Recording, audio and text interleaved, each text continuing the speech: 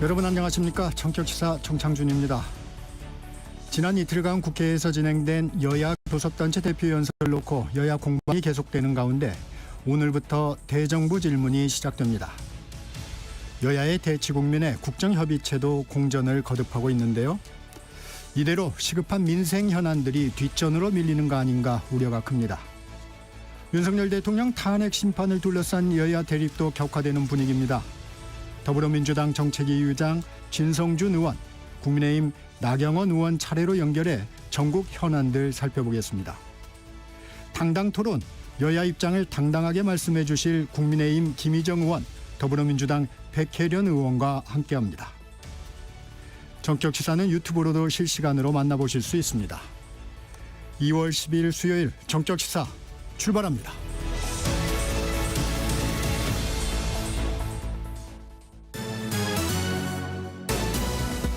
뉴스브리핑 시작합니다. 세계일보 이현미 기자 함께합니다. 안녕하세요. 안녕하세요. 충격적인 소식이었죠. 대전의 한 초등학교에서 교사에 의해 초등생이 숨진 끔찍한 사건이 발생을 했는데 경찰이 파악한 추가 소식 알려주시죠. 네, 이틀 전 대전의 한 초등학교에서 김하늘 양을 살해하고 자해를 시도한 40대 교사의 범행은 묻지마식 살인이었던 것으로 파악됐습니다. 김 양의 아버지는 학교에서 다시는 이런 일이 일어나지 않도록 공론화해달라며 하늘 양의 이름과 얼굴 공개를 허용했습니다. 네. 경찰은 어제 브리핑에서 하늘 양을 숨지게 한 교사 A씨가 범행 당일 학교에 있다가 본인 차를 타고 2km 떨어진 주방용품 가게에서 직접 흉기를 구입한 뒤 교내로 돌아왔다고 밝혔습니다. 이어 돌봄 교실에서 나온 하늘 양을 책을 보여주겠다며 시청각실로 유인한 뒤 그 안에 있는 자재 보관실에서 범행을 저질렀는데 A씨는 어떤 아이든 상관없다는 생각으로 범행 대상을 물색했고 아이와 같이 죽을 생각이었다. 복직 후 3일 만에 수업에서 배제돼 짜증이 났다고 경찰에 말한 것으로 전해졌습니다. 경찰에 따르면 A씨는 2018년부터 우울증 치료를 받으면서 휴직과 복직을 반복했는데요. 네. 지난해 12월 초에 6개월간 휴직을 신청하고선 20여일 만에 돌연 복직했다고 합니다. 그러고선 반복적으로 이상 행동을 보였는데 사건 5일 전에는 학교 컴퓨터의 속도가 느리다면서 컴퓨터를 부쉈고 다음 날에는 교실에서 불을 끈 채 웅크리고 있다가 동료 교사가 말을 걸자 동료의 팔을 꺾고 목을 잡아채는 것과 같은 공격적인 행동을 보였다고 합니다. 네. 그러자 학교 측은 A씨에게 구두주의를 준 뒤 그나마 맡고 있던 보결 수업에서 배제하고 교감 옆자리에 앉아 있도록 했습니다. 이런 내용이 교육청에 보고됐고 사건 당일 오전에 장학사가 학교를 방문해 조사한 뒤 휴가나 휴직 등을 통해 A씨를 학생들과 분리해야 한다는 의견을 학교 측에 제시했습니다. 네. 그러나 즉각적인 조치는 이뤄지지 않았고 반나절도 안 돼 끔찍한 사건이 벌어졌던 겁니다. 경찰은 A씨에 대한 체포와 압수수색 영장을 신청했고 신상정보 공개도 지금 검토하고 있습니다. 네. 어제 진행된 헌법재판소의 대통령 탄핵 심판 7차 변론 내용 알아보겠습니다. 윤 대통령 측이 제기한 부정선거 의혹에 대한 공방이 이어졌죠. 네, 비상계엄 선포 배경에 대해 부정선거 의혹을 확인하기 위해서라고 했던 윤 대통령은 어제 출석한 증인들에게 관련 질문을 연이어 던지며 중국의 선거 개입설을 제기했습니다. 윤 대통령은 신원식 국가안보실장에게 중국이 유학생과 주재원 등을 통해 친중 정치인에게 정치 자금을 제공하거나 지지 여론을 확산하기 위해 가짜뉴스를 퍼뜨리는 걸 알고 있느냐고 물었고 윤 대통령의 대리인단인 차기환 변호사도 중국의 선거 개입 시도가 있지 않느냐고 묻자 신 실장은 외교에 영향을 미칠 수 있어 답변하지 않겠다면서도 단정할 수는 없으나 경각심을 가질 필요가 있다고 답했습니다. 네. 이에 국회 측 증인인 김용빈 중앙선관위 사무총장은 헌법재판소나 법원의 요청이 있으면 중앙 서버의 전자정보도 보여주겠다며 수개표가 기본인 우리나라에서 데이터 변경으로 인한 부정선거는 있을 수 없다. 계속 부정선거라고 생각하는 게 안타깝다고 반박했습니다. 2023년 선관위 보안점검 업무를 맡았었던 백종원 전 국정원 3차장도 여러 취약점이 발견되긴 했지만 시스템 점검만 했기 때문에 그걸 갖고 부정선거와 연결짓는 건 어렵다는 취지로 답변했습니다. 이상민 전 행안부 장관 증언을 거부하지 않았어요.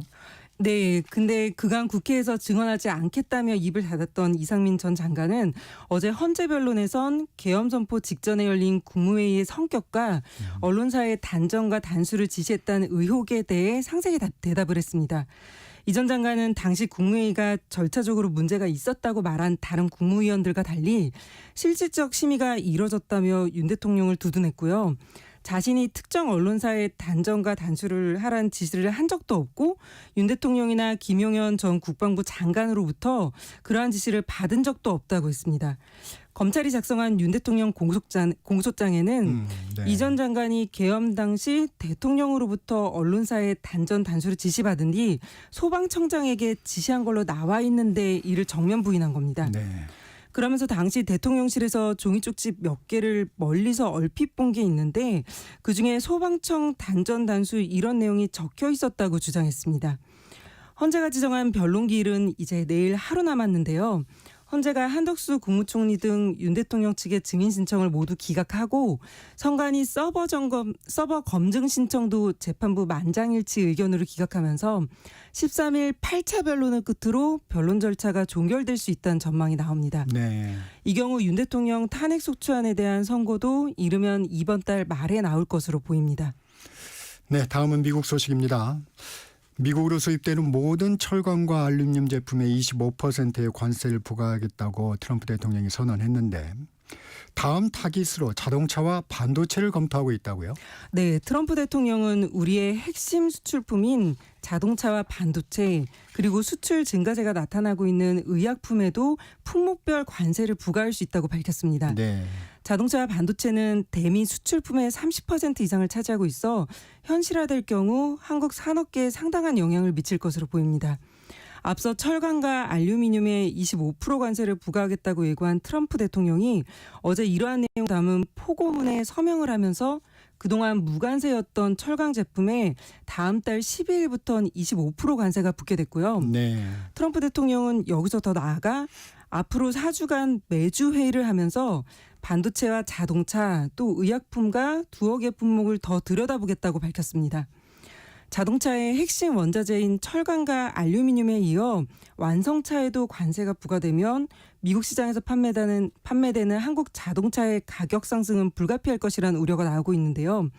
트럼프 대통령이 멕시코와 캐나다에 25% 관세를 부과하겠다고 했다가 유예하고 그랬죠. 예, 또 미국이 무역 흑자를 보고 있는 호주에 대해선 철강과 알루미늄 관세를 면제하는 방안을 검토하는 등 일관적이지 않은 모습을 보이면서 트럼프 대통령이 관세를 빌미로 대미 투자를 더 하라는 메시지를 낸 것 아니냐고 보는 시각도 있습니다.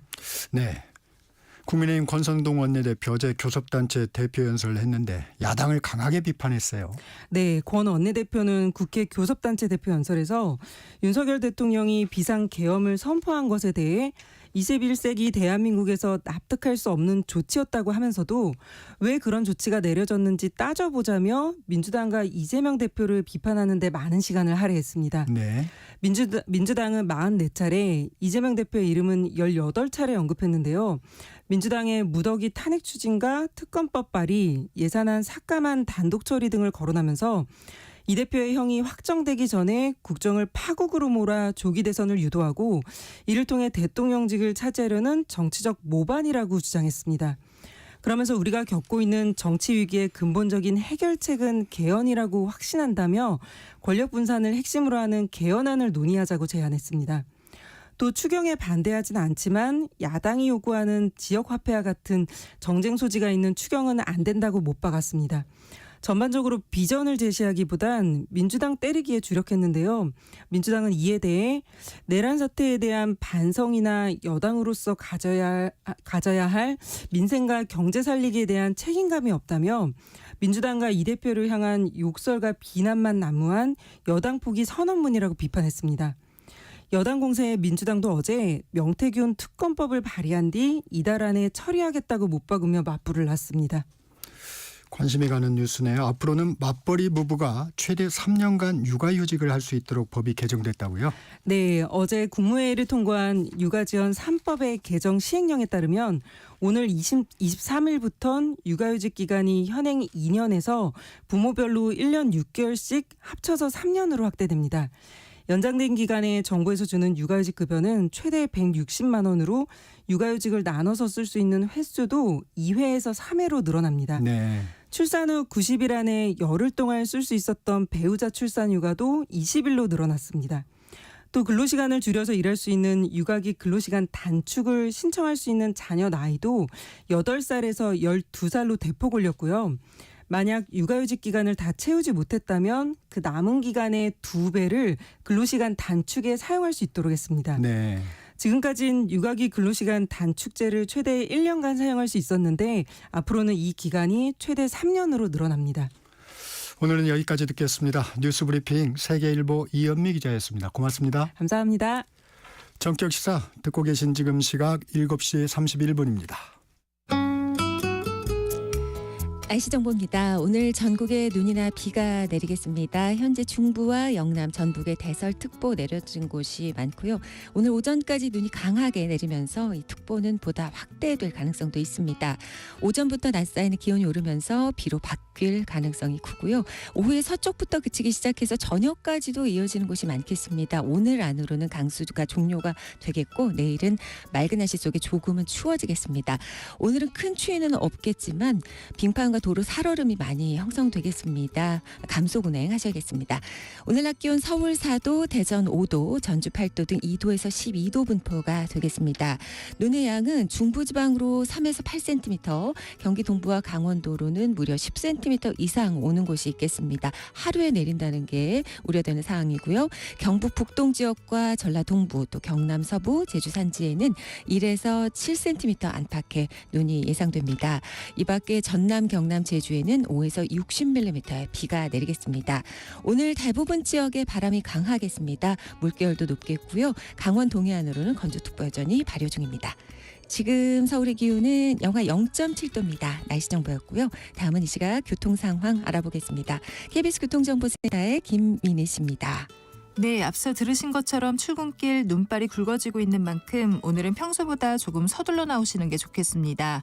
도로에 내린 눈이 얼어붙어 미끄러운 구간들이 많기 때문에 안전에 더욱 신경 쓰셔야겠고요. 눈길에서는 제동거리가 길어지는 만큼 교차로나 횡단보도 앞에서는 더욱 감속 운전하셔야겠습니다. 이렇게 눈이 내리면서 출근길 사고 구간이 많습니다. 통영 대전고속도로 통영 쪽으로 덕유산 휴게소 부근 1차로에서는 사고를 처리하고 있고요. 더 가서 서상 부근에서도 사고가 나면서 전차로가 막혀 있는 만큼 미리 26번 국도 등으로 우회하시는 게 좋겠습니다. 이후 독산터널 1차로에서도 사고를 처리하고 있습니다. 남해고속도로 순천 쪽으로 군북 부근 3, 4차로와 또 지수 부근 3차로, 반대 부산 쪽으로 창원 분기점 부근 1, 2차로에서도 각각 사고를 처리하고 있습니다. 그 밖에 경부고속도로 서울 방면으로 수원 부근 3차로에서도 사고가 나면서 부근으로 정체 심해져 있습니다. KBS 교통정보센터였습니다.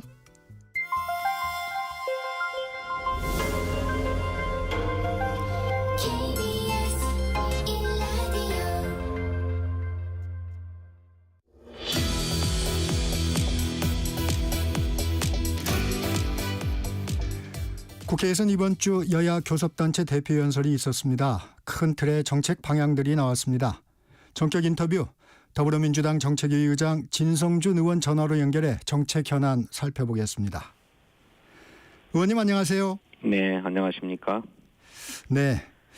어제 있었던 국민의힘 권성동 원내대표의 국회 교섭단체 대표연설 먼저 총평부터 해주시죠. 어제 한 40여 분 동안 본회의장에서 연설을 듣고 있는데 참 참기가 어려웠습니다. 본회의장을 박차고 나가서 귀를 씻고 싶었습니다. 총평을 해달라 말씀하셨는데 논평할 가치도 없는 그런 연설이었습니다. 네. 내란의 책임조차 민주당에 다 뒤집어 씌우고 내란의 수교에 윤석열을 비호하고 또 내란 자체를 비호하려고 했습니다. 어떤 분의 통계를 보니까 한 줄짜리 사과에 연설문 전체 34장은 온통 남 탓이었다 하는 논평을 보았는데 그 말이 딱 맞다 이렇게 생각하고요. 네. 이제 이 국민의힘의 간판을 내려야 될 때가 아닌가 그런 생각이 들었습니다. 네. 이 같은 맥락인데 현 탄핵 정국에 대해 권성동 원내대표 이런 말도 했습니다. 비상계엄 선포는 납득할 수 없는 조치였다면서도 왜 비상조치가 내려졌는지 따져봐야 한다. 야당의 책임도 강조했는데 어떻게 생각하십니까? 내란의 수괴 윤석열이 지금 헌법재판소에서 떠들고 있는 주장 아닙니까? 그런 자기 변명을 위한 억지 주장을 공당의 원내대표가 국회에서 읊어댄 것입니다. 그 당의 생존 전략이 아닐지 모르겠습니다만은 오히려 그것이 자기 무덤을 파는 짓이 될 것이다. 그렇게 생각합니다. 네. 민주당 이재명 대표는 그제 교섭단체 대표연설을 했는데 회복과 성장을 강조하면서 잘사니즘이라는 비전을 제시했어요. 친기업 행보도 이어지고 있는데 민주당의 정체성과 양립할 수 있는지 궁금합니다. 회복과 성장은 당면 과제이고 또 민주당과 이재명 대표의 장기적인 목표는 국민의 기본적인 삶을 국가가 책임지고 보장하는 기본사회입니다. 목표는 기본사회이지만 그것을 위한 당면한 과제는 회복과 성장이라고 하는 것입니다. 왜냐? 우리 경제가 저성장의 늪에 빠져 있기 때문입니다. 유수한 연구기관들이나 외국의 신용평가사들이 전망하고 있는 것처럼 우리 경제 성장률이 잠재 성장률 아래인 1% 중반에 머물 것이라고 하는 전망이에요. 더구나 어떤 경우에는 마이너스 성장까지도 우려된다라고 하는 진단도 제기되고 있습니다. 그러니 지금은 당면에서는 회복과 성장이 우선하는 과제다라고 하는 것이고 이렇게 성장이 어느 정도 이루어져야 그 뒤에 분배도 또 기본사회도 가능하다. 이런 판단입니다. 그렇기 때문에 양립 가능하고 또 현 시기에 매우 적절한 진단과 처방이다. 저는 그렇게 생각합니다.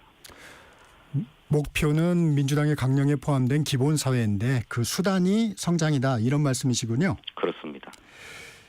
의원님이 생각하기에 이 같은 행보는 중도층 외연 확장에 도움이 된다고 생각하십니까?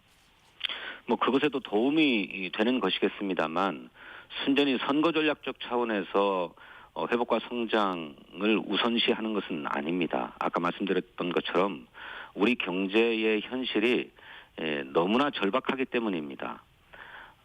우리나라가 과거의 고성장 시대를 넘어서서 이제 저성장 시대로 들어선 것은 사실입니다만 네. 그럼에도 불구하고 잠재 성장률 2%는 최소한 이루어야만 우리 경제가 정상적으로 작동하고 기능할 수 있습니다. 네. 그런데 이 잠재 성장률 이하로 떨어진다는 것이거든요.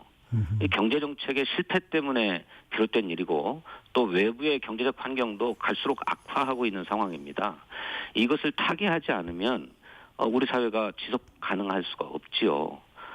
그렇기 때문에 이것은 우리 현실에서 나오는 과제이지 무슨 선거 전략을 염두에 두고 하는 것은 꼭 아니다. 하지만 그것이 결과적으로는 중도 확장이라든지 하는 데도 도움이 될 것이다. 이렇게 생각합니다. 네, 교섭단체 대표연설에서 나온 정책 현안들 짚어보겠습니다. 먼저 추경인데요. 권성동 원내대표는 추경에 대해서는 원론적으로 공감하면서도 조건을 달았습니다. 지역화폐 지원 예산은 배제하고 야당이 삭감한 예산을 원상 복구하는 민생 추경을 해야 한다고 했는데 어떻게 생각하십니까? 우선 야당이 삭감한 예산들을 복원하자 이렇게 네. 얘기를 했는데 야당이 삭감한 예산은 민생 예산이 아니고요. 정치 수사 예산이고 수사 예산도 아닙니다. 검찰의 특수활동비가 그동안에 어떻게 쓰여져 왔는지 잘 아시지 않습니까? 그야말로 기밀 수사에 써야 될 돈을 자기들 무슨 회식하는 데 쓰고 연말에 보너스 나눠주는 데 써왔다는 거잖아요. 그 적절하게 사용됐는지 증명해라, 소명해라 했는데 네. 전혀 자료를 제출하지 않았어요. 어떻게 국민의 세금을 이따위로 쓰고서도 그것이 온전하기를 바랍니까? 삭감해야 될 예산을 삭감한 것입니다. 그리고 그 규모도 종래 국회에서 정부의 예산안을 여야 합의로 삭감해왔던 규모에서 벗어나지 않습니다. 그런데 그것을 복원하자라고 하는 것은 엉터리 예산을 다시 살려내자 이런 얘기예요. 납득할 수가 없고요. 네. 두 번째로는 지역화폐 예산을 무슨 또 정쟁 소지가 있는 예산이다 이렇게 얘기를 하고 있는데 네. 지역화폐 사업을 정쟁으로 바라보는 것 자체를 납득할 수가 없습니다. 우리 경제의 지금 가장 큰 문제는 내수가 너무 부진하다는 겁니다. 소비가 너무 부진하다는 거예요. 그래서 지금 우리 경제의 당면 과제는 우리 소비를 살리고 내수를 살려야 한다는 것이에요. 그래야 경제 성장률도 뒷받침된다는 것입니다. 그런데 지역화폐는 가장 적은 예산으로 가장 큰 효과를 보는 사업입니다. 이를테면 10의 예산을 들여서 100의 효과, 그 이상의 효과를 볼 수 있는 게 지역화폐 사업이에요. 그래서 가장 적은 예산으로 효율을 극대화시킬 수 있는 사업을 무슨 이재명 대표의 브랜드 정책이라고 해서 한사코 반대만 합니다. 이것이야말로 정쟁적 자세죠. 네. 이재명 대표. 이해할 수 없다는 것입니다. 그런데 네. 그게 아니어도 좋으니 그러면 정말로 내수를 살리고 소비를 살릴 수 있는 정책 사업 예산을 편성해서 가져와 보라는 것입니다.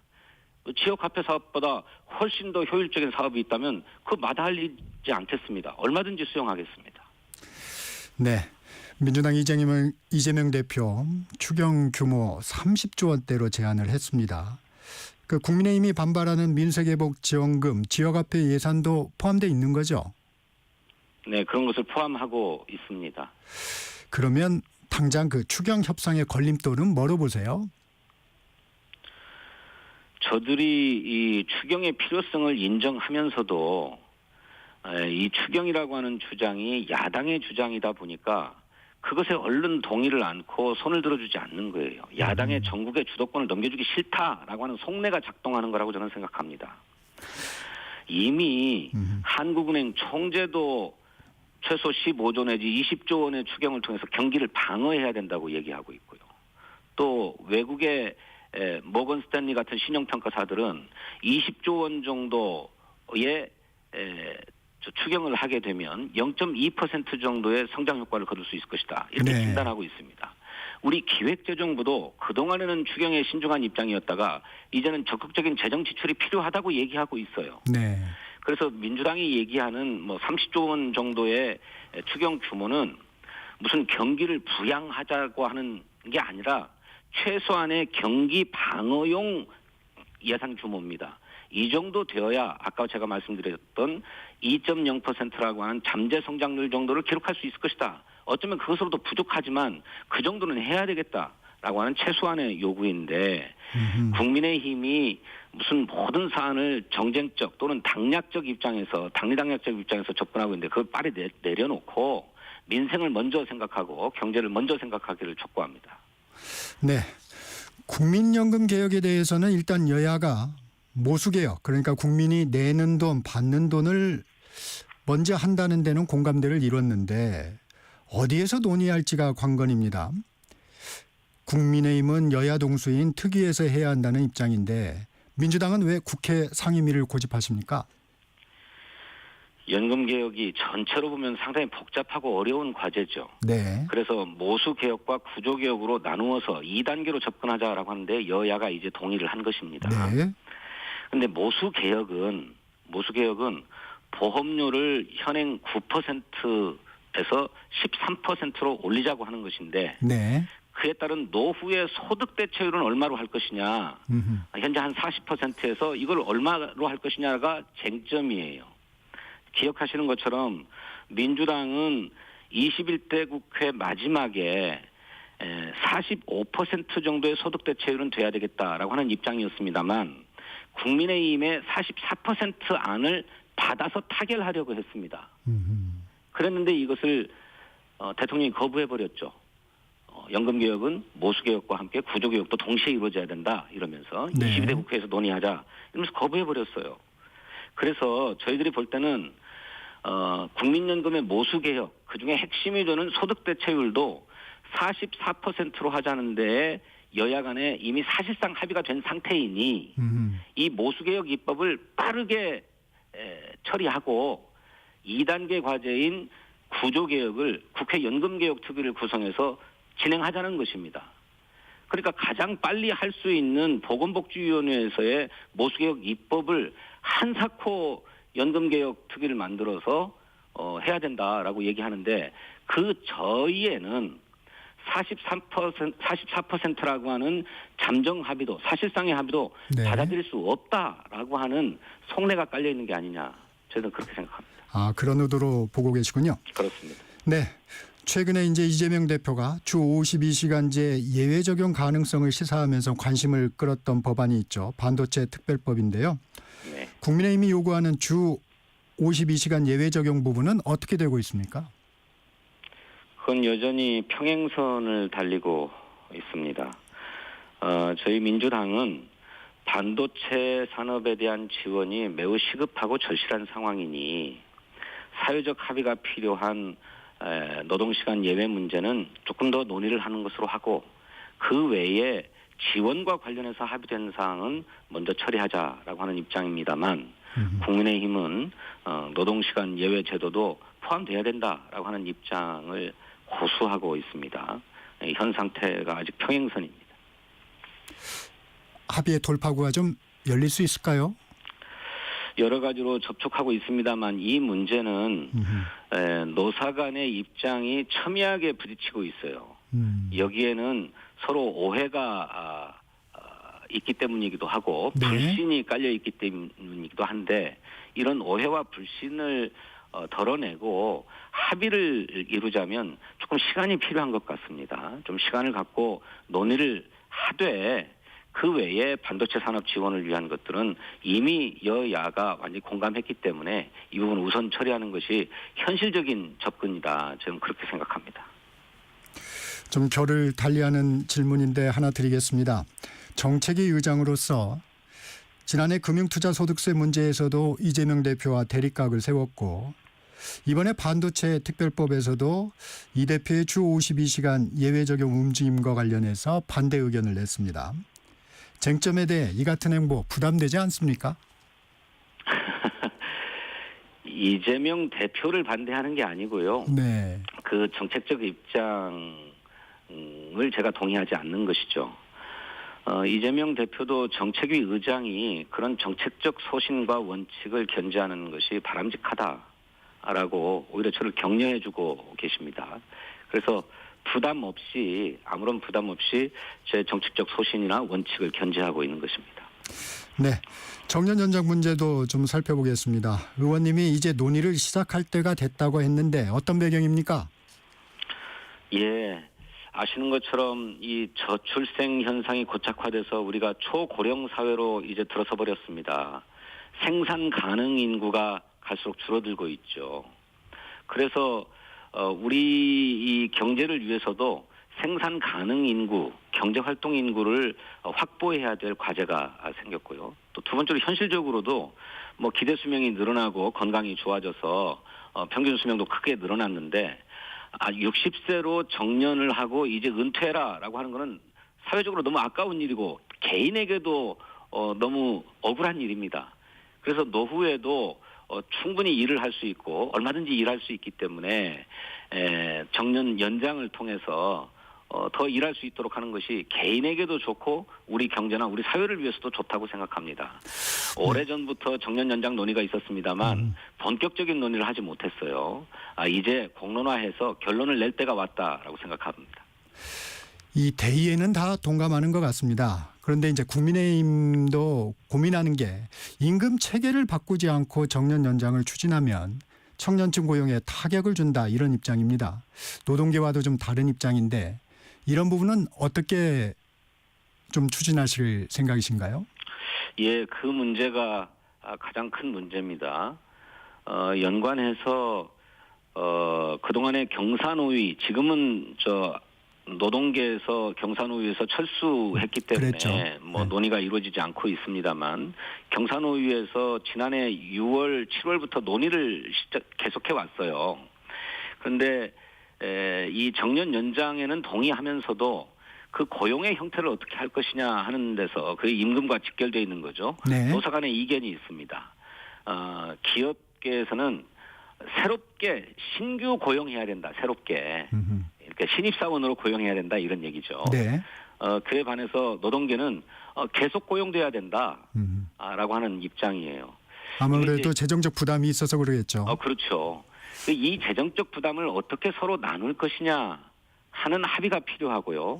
또 이것을 순전히 노사 양측이 다 부담해라 할 수도 없는 상황이라면 정부가 이를 보조하거나 지원하는 방안도 강구돼야 된다고 생각합니다.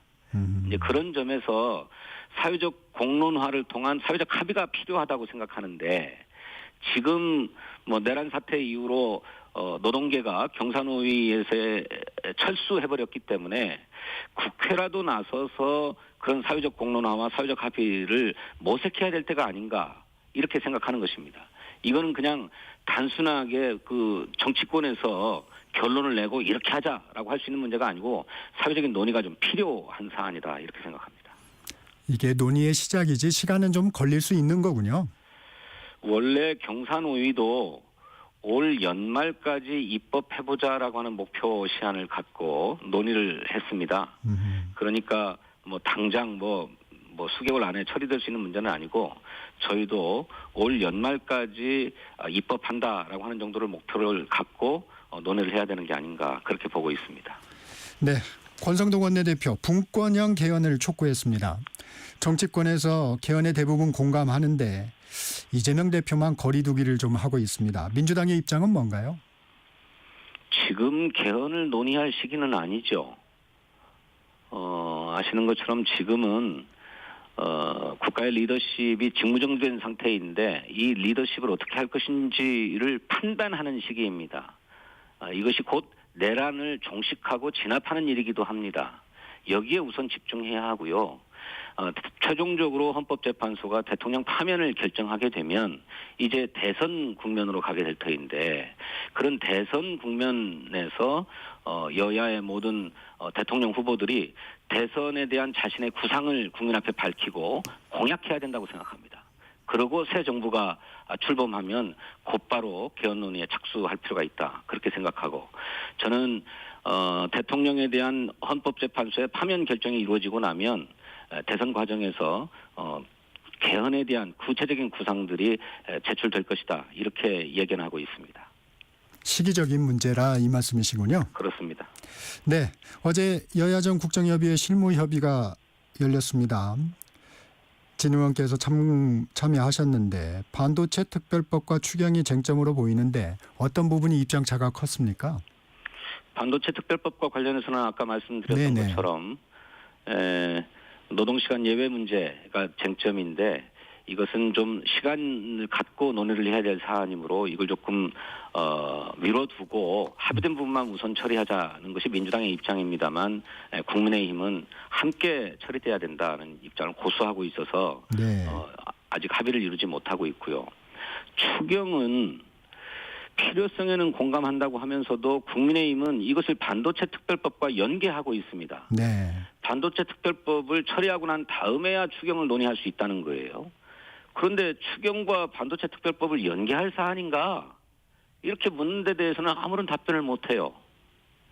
저희 민주당은 별개의 사안이다. 하지만 동시에 빨리 처리될 수 있으면 좋다고 생각합니다. 연계될 사안은 아니지만. 네. 그런데 이 문제에 대해서도 여야 간에 실무 합의를 이루지 못하고 있습니다. 그 때문에 국정협의회도 열 수 없다는 것인데 이미 이러한 실무적인 입장 차이가 조율되지 않으니 합의되지 않으니 이거 지도부가 회담을 통해서 뭐 결단을 하든 담판을 짓든 뭐 하도록 하자 해서 실무 합의는 이루어지지 않았지만 국정협의회 본회담을 열자고 합의를 했는데 이것을 합의를 파기하고 번복해버렸어요. 국민의힘이. 그래서 국정협의를 할 의사가 있는 것인지 의지가 있는 것인지 굉장히 의심스러운 그런 상황입니다. 실무협의 계속 하시긴 하실 거죠? 해봐야 되겠죠. 그런데 말씀드렸던 것처럼 실무선에서 결단할 수 없는 문제가 있는 것 같아요. 특히 국민의힘이 그거를 좀 어려워하는데 네. 그렇다면 지도부 간의 회동으로 넘기는 게 어떤가 하는 생각입니다. 그래도 이제 몇 가지 선택지들은 지도부에 넘겨줘야 될 거 아닙니까? 당연히 지도부 회담, 본회담에서 나눠야 될 이야기들은 있지요. 추경을 어떻게 할 것이냐, 반도체 특별법 등 미래산업 입법을 어떻게 할 것이냐, 또 그밖에 민생 입법들을 어떻게 할 것이냐, 이런 여러 가지 과제들이 있는데 실무적으로 합의되는 사안들도 없잖아 있습니다. 전혀 네. 없는 것은 아닙니다. 네. 그런데 가장 중요한 사안에서 이견을 보이고 있기 때문에 이 의제에 대해서는 지도부 간 회동을 통해서 결론을 내자라고 하는 데에 양당이 합의했었어요. 네네. 네, 사자가 다 합의했었는데 네. 국무조정실, 네. 대통령 권한대행 입장 측에서 다 합의를 했는데 네. 이 합의하고 나서 그걸 파기해버려서 네, 알겠습니다. 어리둥절한 상황입니다. 네, 지금까지 더불어민주당 진성준 정책위 의장이었습니다. 고맙습니다. 네, 감사합니다. 정책시사 1부 마치고 잠시 전하는 말씀 듣고 2부로 이어집니다.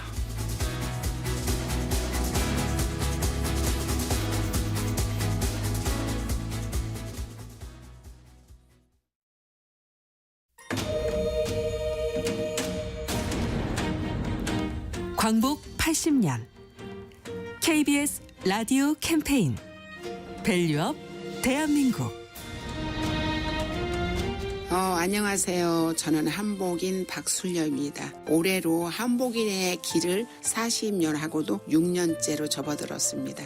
이 모든 것을 한복에 올인했습니다. 사실은 나는 어릴 적부터 옷에 욕심이 너무 많았어서 설에 떡국은 먹지 못했어도 한복은 꼭 입었습니다. 한복을 사주지 않으면 정말 다리 뻗고 운 적이 그 정도로 옷사랑이 특별했고요. 그래서 제가 요즘에 항상 느끼는 게 있어요. 점차 한복 입는 거를 찾아볼 수가 없어요. 한복 입는 분들은. 옛날에 한 사람이 한복을 맞추러 오면 5벌, 7벌, 9벌 빨강 치마에 녹색 저고리 제사 모실 때 입는 하얀색 아래에 한복 아니면 이제 옥색 한벌, 뭐 겨울 두루마기 겨울 한복, 또 한여름에 입는 모시 한복 많았죠.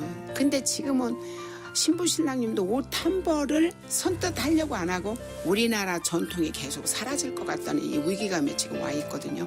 열심히 노력을 하면 대한민국 국민 많은 분들이 한복을 입을 거라는 생각을 하고 달려왔는데 근데 그것도 어떡하겠어요. 정말 간곡하게 부탁하고 싶은 건 교육하시는 교육자분들께서도 정말 어린이들도 학교에서 한복을 입을 수 있는 교육이 꼭 필요하다고 생각을 합니다. 그래도 우리나라 세상에 돌고 도는 거니까 우리나라 옷은 분명 또 세상 사람들이 찾는 날이 올 거라고 저는 확신합니다. KBS 라디오 캠페인 밸류업 대한민국이었습니다.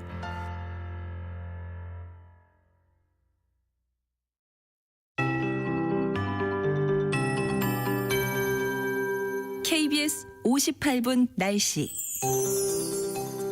서해상에서 다가온 강한 저기압의 영향을 받고 있습니다. 오늘 전국에 걸쳐 눈이나 비가 내리겠습니다. 현재 대부분 눈이 오고 있고요. 전남 해안과 제주에는 비의 형태로 내리고 있습니다. 하루 동안 중부지방 최대 10cm의 많은 눈이 쌓이겠습니다. 감속 운행하셔야겠습니다. 오늘 오전까지 강한 눈이 내리면서 대설특보는 확대될 가능성이 높고요. 오전부터 낮 사이에 기온이 오르면서 이 눈이 비로 바뀔 가능성이 있습니다. 오늘 큰 추위는 없겠습니다. 서울 낮 기온 4도, 대전 5도, 전주 8도 등 2도에서 12도 분포가 되겠습니다. 현재 중부와 전북, 영남에 대설특보 내려진 곳이 곳곳에 있습니다. 중부지방으로는 오늘 3에서 8cm, 경기 동부, 강원도는 10cm 이상 오는 곳이 있겠고요. 경북 북동 지역과 전라 동부, 또 경남 서부에는 1에서 7cm 안팎의 눈이 예상됩니다. 그리고 전남, 경남, 제주에는 5에서 60mm의 비가 내리겠습니다. 내일은 서울이 아침 기온 영하 5도로 내려가면서 조금은 추워지겠고요. 내일까지 전국 대부분 지역에 바람이 강하게 불겠습니다. 주로 제주와 해안 산지 쪽에 매우 강한 바람이 불겠습니다. 또 서해 먼바다 등 대부분 해상의 파도가 최대 4m로 높게 일겠습니다. 한편 강원 동해안에는 건조특보 여전히 내려져 있습니다. 지금 서울의 기온은 0도입니다. 강혜종입니다.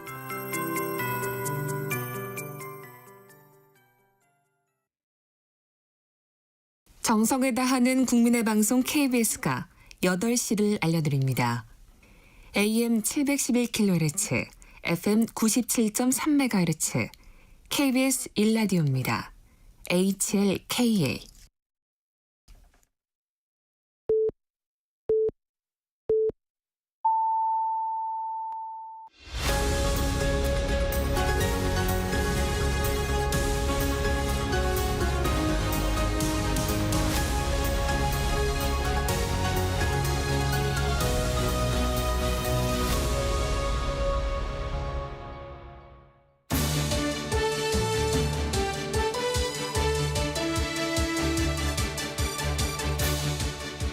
한 주의 한가운데서 원내 여야 현역 의원들이 정치 현안에 대해 당의 입장을 당당하게 토론하는 당당토론 오늘부터 시작해봅니다. 당당토론 함께해 주실 두 분 소개합니다. 국민의힘 김희정 의원, 더불어민주당 백혜련 의원 자리했습니다. 안녕하세요. 네, 안녕하세요. 반갑습니다. 당당한 토론 기대해 봅니다. 네. 두 분 앞으로 새 코너를 이끌어 주실 텐데 서로에 대해 격려 말씀 한마디씩 좀 주시죠. 김희정 의원. 네, 저희가 함께 토론하다가 지금 국회 상황이 복잡하게 돌아가다 보니까 두 사람이 함께 나온 거 오랜만인 것 같습니다. 네. 정정당당 앞에 정정까지 붙이겠습니다. 네. 정말 올바르게 토론하고 국민들이 판단할 수 있는 기회를 드렸으면 하는 바람이고요. 그리고 상대방의 얘기를 들으면서 상대 입장에서는 저렇게 생각할 수 있겠구나. 이렇게 생각하는 서로의 시간이 되었으면 하는 바람이고요. 귀 기울여서 듣고 또 제 주장도 말씀드리고 이렇게 여기서부터 작은 국회화하는 모습을 보여나갔으면 하는 그런 바람입니다. 네, 백혜련 의원님. 네, 지난번에 이제 강대강 토론에서 당당 토론으로 바뀌었는데 어쨌든 당당 토론으로 바꾸신 거 더 잘하신 것 같아요. 네. 강대강 토론보다는 훨씬 더 진짜 느낌이 좋고요. 또 뭐 김희정 의원님 또 여성 3선 국회의원들이 사실 많지 않습니다. 여성 네. 3선은 각 당이에요. 그렇게 근데 3선 여성 국회의원들까지 만났으니까 정말로 좀 이제 중진이잖아요. 그러니까 정말로 그렇죠. 양 당의 입장을 피력을 하면서도 정말 협력할 수 있는 부분들은 함께 협력해 나가서 할 수 있는 그런 토론이 됐으면 좋겠습니다. 네, 고맙습니다. 제작진도 아주 좋아할 것 같네요. 네. 그래요? 한번 악수 한번 하고 하시죠, 뭐. 네. 좋습니다. 네. 제가 잠깐 못 봤네요. 네. 현안 들어가겠습니다. 윤석열 대통령 탄핵 심판 7차 변론 얘기부터 해보겠습니다. 관심을 받았죠. 이상민 전 행안부 장관. 언론사 단전단수 지시를 받지도 하지도 않았다고 검찰 공소장 내용과 다른 주장을 폈습니다. 어떻게 보셨어요? 백 의원님. 네, 지금 이상민 장관의 말이 진짜 말인지 밥인지 그런 생각이 드는데요. 지금 단전단수 쪽지는 봤다. 네, 쪽지는 봤다고 했습니다. 자기네 지시는 하지 않았다는데 일단 쪽지가 있었다는 게 그러면 확인이 된 거잖아요. 그거는 이제 그리고 김용현 장관이 예전에 쪽지를 자기가 썼고 행안부 장관에게 전달했다 이렇게 헌재에 나와서 증언을 했었습니다. 네, 그런 상황이고 지금 소방청장도 단전 단수 지시를 받았다. 경찰청에서 오면 협력해라 이런 지시를 받았다고 국회에 나와서 확실하게 얘기를 했어요. 그리고 또 소방청장만 그 얘기를 들었으면 좀 다행인데 이상민 장관 입장에서는 소방청장이 그 지시를 듣고 소방청 차장한테 전화를 했습니다. 그 지시를 전달을 했고요. 소방청 차장은 서울 소방본부장한테 또 전화를 했어요. 그래서 이게 순차적으로 이상민 장관에서 소방청장, 소방차장, 지금까지 확인된 건 서울 소방본부장까지 확인입니다. 그런데 들리는 풍문에는 또 서울 소방본부장이 일선 소방소장들에게 전화를 했다는 얘기까지 들리고 있는 상황입니다. 이런 상황에서 그런 증언을 했다는 건 저는 이제 바로 이증죄가 추가된 거 아닌가 싶어요. 이거는 이증죄로 또 수사를 들어가야 될 사안으로 보입니다. 김희정 의원님, 네. 증언의 신빙성을 얘기해 주셨어요. 어떻습니까? 네, 이 부분에 있어서 앞서 우리 백혜련 의원님 여러 가지 사례 말씀하신 것 중에 지금 국조특위위원으로도 계시는데 네. 들리는 풍문에 의하면 일선 소방처장 이런 언급하셨어요. 그러니까 우리가 앞으로 토론하면서 이런 내용은 안 했으면 좋겠다라는 말씀을 드립니다. 예, 그래서 그 부분 말씀드리고요. 그런 거는 근거 있게 나온 적 없다. 예, 증거 내용과 관련돼서 이제 말씀드리고 싶은 게 뭐냐면 지금 7차 변론에서 이상민 전 장관뿐만 아니라 네. 우리가 바로 지난주에는 또 5차, 6차 변론에 대해서 토론을 할 때 네. 실제 검찰의 조서 내용과 국민들이 다 지켜보고 있고 그러니까 서류로 보는 게 아니라 당사자의 진술을 직접 듣는 과정에 있어서 검찰 조서에 나왔던 내용과 다른 얘기가 네. 계속 반복적으로 나오고 있습니다. 네. 그렇기 때문에 이런 일이 이상민 장관 한 분에게서만 일어난 게 아니기 때문에 전체적으로 검찰 조서 내용의 신빙성을 흔드는데 또 중요한 부분이지 않나 그렇게 봐야 된다고 생각을 하고요. 그리고 실제로 단전 단수 조치 부분에 대해서 이루어진 바가 없습니다. 그리고 또 하나는 우리가 국회에 있기 때문에 정확하게 업무를 알고 있는데 단전 단수가 소방청 업무입니까? 아닙니다. 그래서 이런 것들이 사실관계 이상민 장관이 얘기하는 과정에 있어서 진행되는 데 있어서 실제로 그 말이 진짜라 하더라도 실행된 적도 없고 실행의 정상적인 루트를 밟은 적도 없다라는 거고요. 그리고 심지어는 이 부분과 관련돼서는 경찰이 단전 단수 요청을 하지 않은 것으로 이 부분은 이미 기록이 나오고 있습니다. 왜냐하면 앞서 우리 의원님이 말씀하신 것 중에 국회에서 소방청장이 지시 받았다 이렇게 설명을 해 주셨는데요. 그렇게 하지 않고 그런 뉘앙스의 얘기를 들었다라고 이렇게 말꼬리를 흐려서 얘기합니다. 그렇기 때문에 거기는 오히려 부정확하게 얘기했고 이상민 장관은 쪽지를 본 거였지 지시를 한 적은 없다라고 얘기했고요. 그리고 검찰 조사에도 심지어는 뭐라고 얘기를 했냐면 그 요청이 오면 조치해 줘라라고 얘기를 한다고 하는데 요청 온 적이 없다라고 나와 있습니다. 그러니까 이상민 장관의 발언을 뒷받침할 만한 내용이 훨씬 더 많이 나오고 있다라는 게 첫 번째고 그리고 두 번째는 검찰 조서의 상당 부분이 이상민 장관 증언뿐만 아니라 5차, 6차, 7차에 이어서 계속 신빙성을 상실하고 있다. 두 가지 점에서 어제 진술 받습니다. 백 의원님 짧게 부연하시겠습니까? 네, 아니 지금 이거는요. 뭐냐면 윤석열 대통령이 계엄과 관련해서도 계엄이 실제적으로 뭐 피해를 끼친 게 없지 않냐, 아무 일도 일어나지 않았냐 이렇게 얘기를 하잖아요. 정말 그것처럼 황당한 게 없거든요. 이 내란죄라는 거는 이 법률적으로 추상적 이연범이라고 합니다. 그러니까 결과 발생을 요하지 않습니다.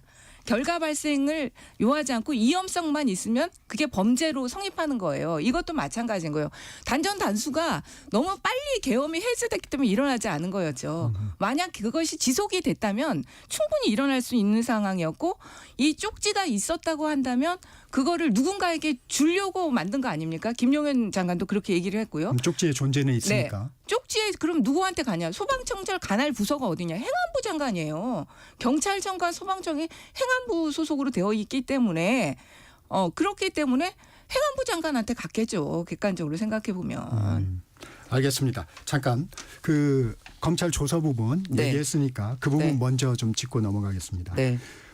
주심 재판관이죠. 정영식 재판관도 언급을 했었는데 헌재는 검찰 조서를 증거로 사용할 수 있다고 밝혔습니다. 여기에 대해서는 어떤 의견이십니까?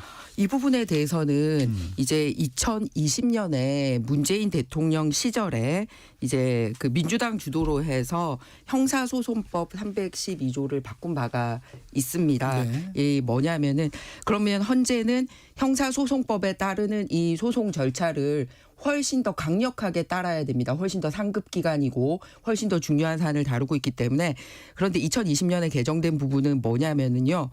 그 공판 기일에 피의자였던 피고인이나 변호인이 그 내용을 인정할 때 한정해서 증거로 사용할 수 있다라는 부분을 넣었어요. 네. 2020년에. 네. 그렇기 때문에 이 부분을 명확하게 지켜야 되는데 이 단서가 이루어지고 있지 않은데 일방적으로 검찰의 조서를 증거로 채택하기로 한 부분은 이 형사소송법 312조 위반이라는 말씀을 드리고 싶습니다. 그리고 이 재판이 뭐냐면은 굉장히 엄중한 사항입니다만 우리 절차적 정동성에서 굉장히 중요한 부분이 우리 국민들이 직접 선거로 대통령을 선출을 했잖아요. 민주주의 절차에 따라서. 그러면은 이 대통령이 당선될 때도 그렇게 까다롭게 해서 당선됐는데 대통령의 임기와 관련된 그리고 그 직위와 관련된 이 부분을 다룸에 있어서는 또 거기에 준하게 탄탄하게 민주적인 절차를 밟아야 되지 않습니까? 그런데 앞서 이제 그 구속하거나 수사 권한 없는 데서 수사하거나 이런 데서도 사실은 여러 가지 헌법 위배 사항이 일어났습니다. 그런데 국민들이 지켜보면은 헌법재판소에서도 재판관 눈으로 직접 증인 신문하고 또 쌍방의 얘기를 듣고 해야지 사실 그 재판정의 권위가 살아나는 거 아닙니까? 그 국민들도 눈으로 보고. 그런데 본인들에게 주어진 권한을 안 쓰고 그냥 그 자기들이 직접 증인하는 것보다 검찰에서 해온 거 그냥 그거 증거 채택하겠다 이렇게 얘기를 하면은 검찰 조직과 소위 재판 조직이 왜 따로 필요합니까? 재판정 위주로 해야 된다라는 이 헌법의 원리를 헌재가 반드시 지켜야 됩니다. 그런데 그 이유가 이 5차, 6차, 7차 증인신문이 다 달라지는 거에서도 이 필요성이 실체적으로 드러나고 있다고 생각합니다. 백 의원님, 헌법심판도 형사법에 준용하게 돼 있는 거 아닌가요? 준용일 뿐이죠. 그런데 기본적으로 헌법재판과 형사재판은 틀립니다. 네. 저희가 그러니까 헌법을 배울 때 헌법재판소에 대해서 어떻게 배우냐면요. 정치적 사법기구라고 배워요. 네. 사법기구가 아닙니다. 단순한 사법기구가. 정치적 사법기구라는 거죠. 그래서 헌법재판과 형사재판은 엄격하게 다릅니다. 그것부터 저는 출발해야 된다는 거예요. 형사재판을 하는 게 아니에요. 내란죄에 대해서 윤석열 대통령의 내란죄에 대해서는 형사재판을 합니다. 그러니까 그건 절차적으로 엄격하게 그 형사재판 절차에 따라서 하겠죠. 그러나 헌법재판은 그렇게 할 수가 없는 거예요. 만약에 형법 재판처럼 하게 된다면 이 정말 탄핵 심판이 6개월 안 절대 끝날 수가 없습니다. 형사재판 오래 걸리죠. 그렇죠. 그거는 그러니까는 벌써 그 절차 자체가 틀린 거예요. 그래서 대통령에 대해서 그리고 엄격한 재판을 해야죠. 그래서 탄핵 절차가 굉장히 헌법적으로 아주 엄격하게 되어 있는 겁니까? 되어 있는 거죠. 네. 3분의 2의 국회의원들이 탄핵에 찬성을 해야지만 되잖아요. 그래서 저희가 벌써 탄핵 이 비상계엄이란 이 중차대한 사태를 맞이해서도 첫 번째 탄핵을 못했잖아요. 국민의힘 의원님들이 많이 반대하셔가지고 못했고 겨우 두 번째야 국민적인 정말 이 저항이 일어나니까 겨우 통과시킨 거 아니에요. 네. 네. 이 부분에 대해서도 부연하시겠어요? 예, 네. 국회 말씀이 나와서 네. 그런데 보세요.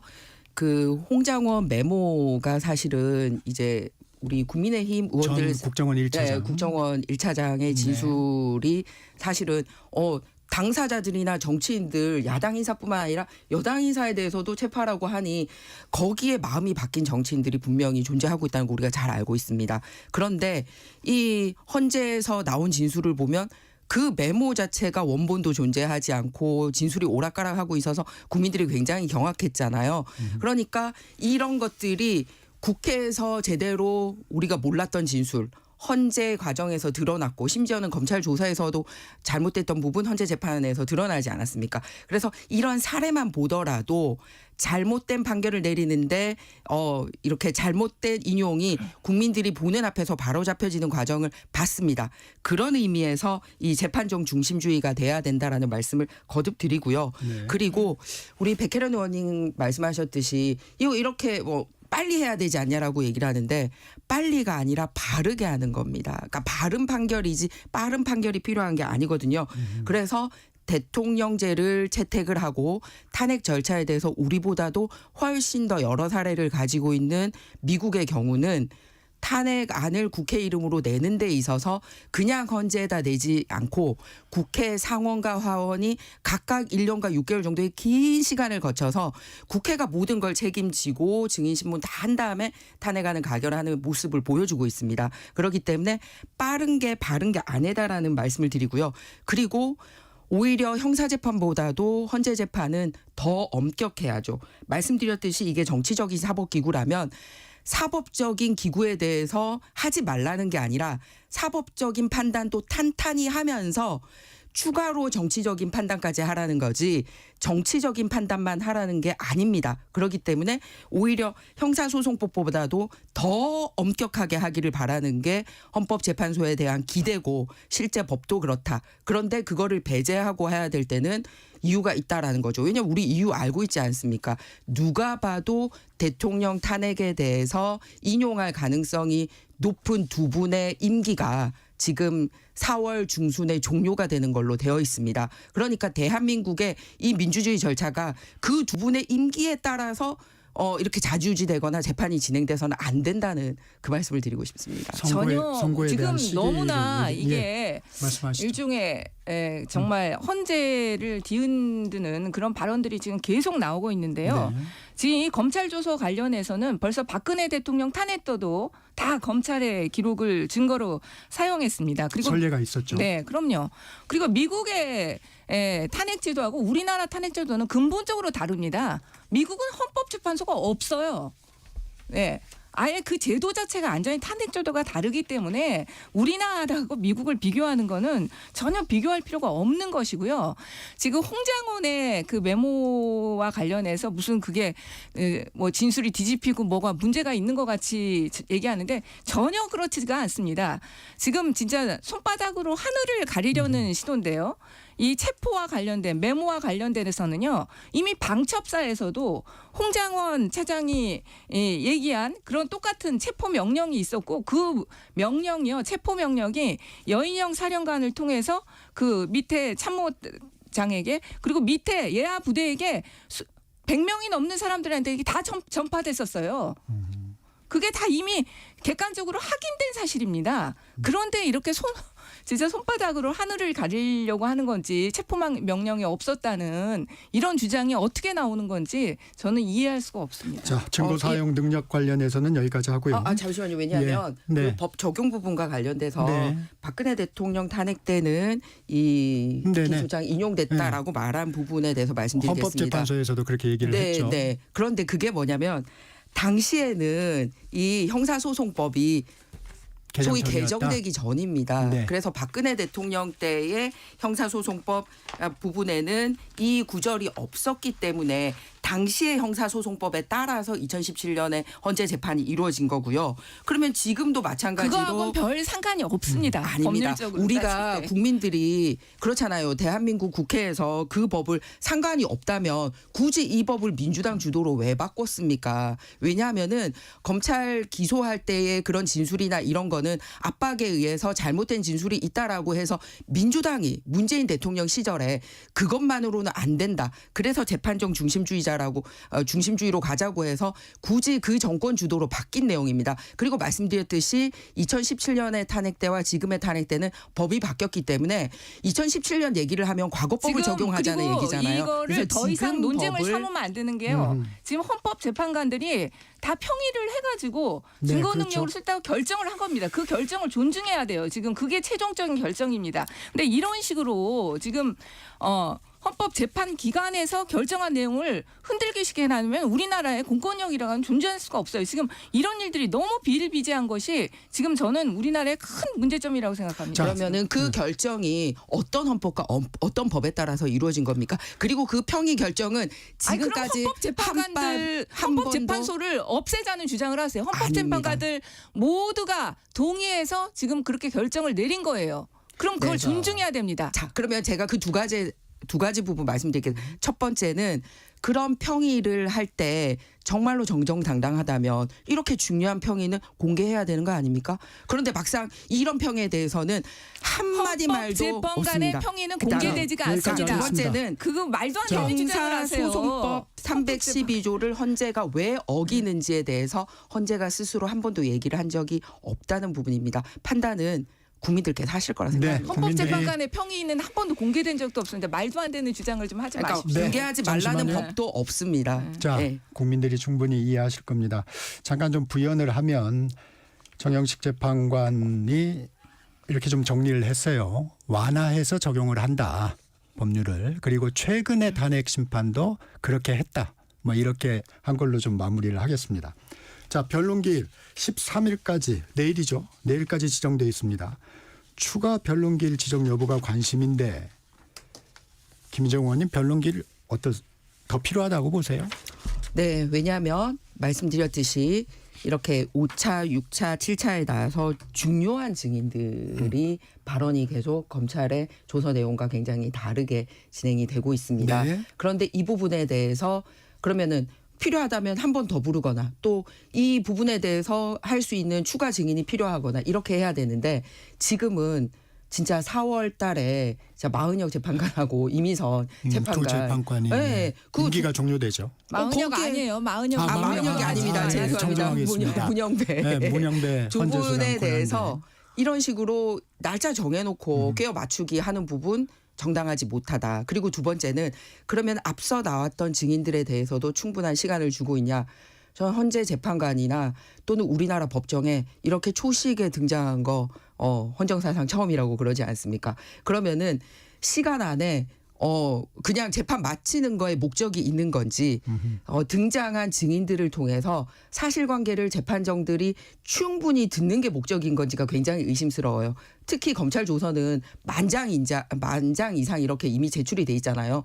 그러면은 그쪽 얘기는 이미 만장 이상 나와 있는데 그냥 그대로 다 받아들이겠다라고 하면서 실제로 당사자고 현장을 제일 잘 알았던 증인들의 목소리는 초식에 갖다 놓고 초치기 시키고 그러면은 실체적 진실 규명하는 데 관심이 없다는 얘기잖아요. 그렇기 때문에 많은 국민들이 납득할 수 있도록 충분한 이런 심판이 이루어져야 되기 이루어져야 때문에 된다. 그래서 추가 네. 날짜가 잡힐 필요가 있다. 4월이라는 그 재판관 2명의 임기에 꽤 맞추지 마라라는 말씀드립니다. 추가 지금- 변론기일 관련해서 말씀 네, 주시죠. 추가 변론길에서 저는 지금 헌재에서 잡지 않으려고 하는 거 아닌가. 어제 보니까 한덕수 총리. 한덕수 총리의 증인 신청도 기각하고 했더라고요. 네. 그런데 저는 이해가 가는 게 한덕수 총리 같은 경우는 이미 국회에 나와서 몇 번이나 명확하게 자신의 입장을 말했습니다. 국무회의에 실체적 절차적 흥결이 있었다. 아무 근거 없는 국무회의라고 생각한다부터 자신은 쪽지도 받지 않았고 어떤 지시도 받지 않았다. 그리고 국무위원들 다수가 아니고 전부라고 했어요. 다수가 비상계엄에 반대했다. 이런 말들을 수차례 했습니다. 그리고 대부분의 국무위원들이 다 나와서 그렇게 얘기를 했죠. 이미 그렇기 때문에 그것도 다 증거 자료입니다. 그래서 헌재의 입장에서는 굳이 헌재에 부르지 않더라도 이미 충분하게 증거 자료가 쌓였다고 볼 수가 있는 것이고요. 이 박근혜 노무현 대통령 탄핵 기간과 이 네. 윤석열 대통령 탄핵 기간 비교해서 거의 차이가 없습니다. 지금 2월 말에서 3월 초에 나온다고 하면요. 그 기간이 탄핵이 시작되고 나서 그 기간 따져보면요. 거의 비슷해요. 한 70일 정도. 과거에 선례 네. 비교해 봤을 때도 크게 지금 빠른 게 전혀 아니다. 차이가 없는 겁니다. 알겠습니다. 박근혜 대통령 말씀 나와서 그런데요. 네.